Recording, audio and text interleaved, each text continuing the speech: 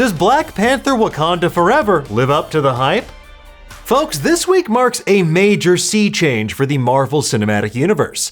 This Friday, Black Panther Wakanda Forever hits theaters and brings us back to Ryan Coogler's sprawling vision of Wakanda. Not only will we see the return of familiar faces like Shuri, Nakia, Okoye, Queen Ramonda, and M'Baku, but we'll meet new characters to the MCU like Riri Williams, and of course the one and only Namor the Submariner.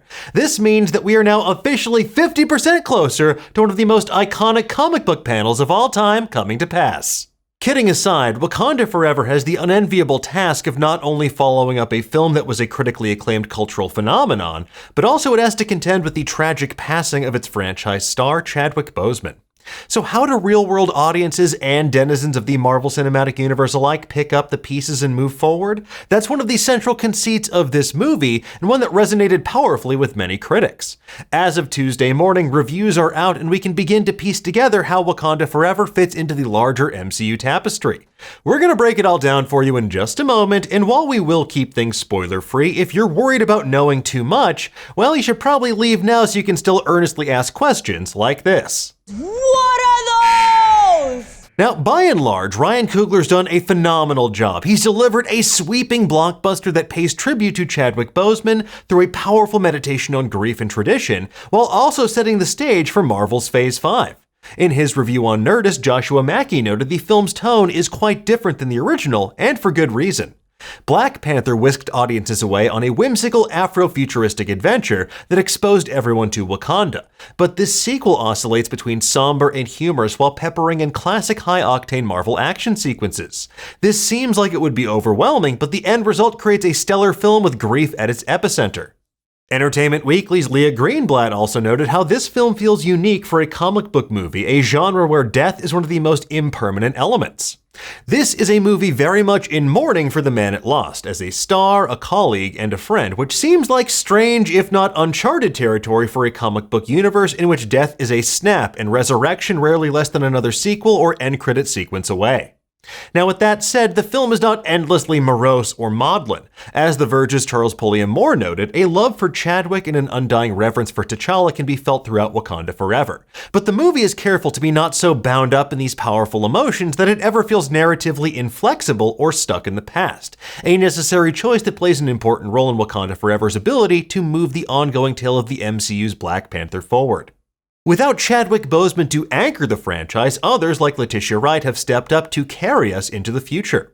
Discussing films, Brittany Murphy praised Wright's portrayal of a world-wearier Shuri who's bearing the weight of Wakanda's future on her shoulders. The world has hardened the young princess in a short time, and she spends much of the movie trying to find herself. Wright is on another level as she moves through Wakanda Forever.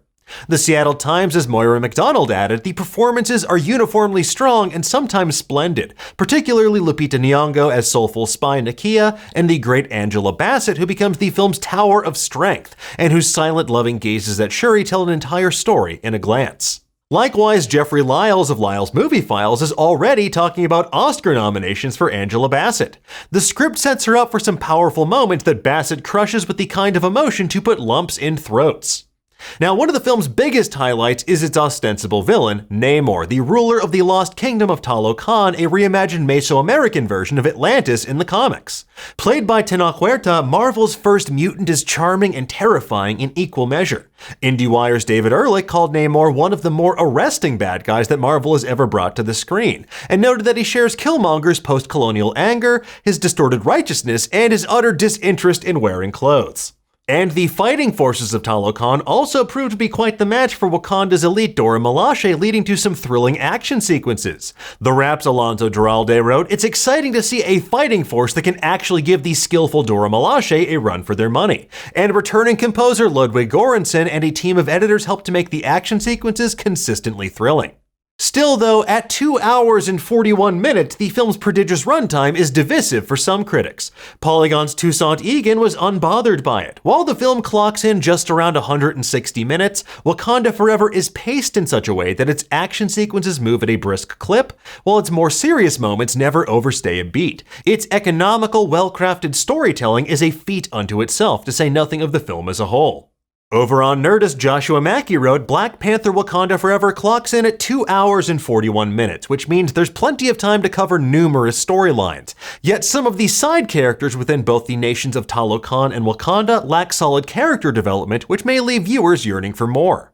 Some critics, like But Why Those Kate Sanchez, felt that the film was at its best when it didn't bend over backwards to try and forge connections to the larger Marvel Cinematic Universe. When the film tries to remind the audience of how it connects to the rest of the MCU, especially when certain lines of dialogue seem forced in to do so, it loses itself. The constant need to force connections instead of telling a story strikes again with one-liners and moments that break up an otherwise emotionally potent script. Case in point, some, like Awards Watch's Kevin L. Lee, took issue with how they handled Riri Williams. It felt at times more like a backdoor pilot for Ironheart than a fully fleshed out character. Though Dominique Thorne gives a charismatic performance and brings a ton of personality to the character, she is written too thinly as a MacGuffin plot device that drives the first half of the film. Yes, it is very much similar to how America Chavez was written in Doctor Strange in the Multiverse of Madness. And then there are others, like The Telegraph's Robbie Collin, who minced exactly 0 words about this movie. Only Nyong'o and Winston Duke, whose avuncular mountain tribe chief M'Baku makes a welcome return, actually feel like human beings. Elsewhere, it's drainingly apparent we're just watching the nth round of chess pieces being rearranged. Like Namor with his dinky ankle wings, this franchise has become super heroically adept at treading water. But given the film's 94% rating on Rotten Tomatoes at the time of this recording, it's clear that so far Wakanda Forever is more than a worthy sequel to Black Panther. As the Mary Sue's Princess Weeks put it, for people dealing with Marvel fatigue, this is the film that will give you some hope. Black Panther 2 will end the MCU's turbulent Phase 4, so at least that helps them stick the landing. Anyway, folks, there you have it. That's a small sampling of what the critics are saying about Black Panther Wakanda Forever. For my money, Wakanda Forever is a solid sequel. It's anchored by tremendous performances from its core cast who navigate uncertain waters with grace, aplomb, and gravitas. At times, it does feel a little bit long in the tooth, but grieving is a messy and unwieldy emotion, and the film reflects that in every aspect for better and for worse. And also, Namor, instantly one of my new favorite characters in the MCU, so it gets a bonus star just for Tanak Huerta'S performance alone. Black Panther Wakanda Forever hits theaters everywhere this Friday, but in the meantime, folks, tell us, are you excited for Wakanda Forever? What do you hope this movie means for the future of the MCU? Let us know in the comments below, and for the latest and greatest in the world of pop culture, make sure you stay tuned to Nerdist.com.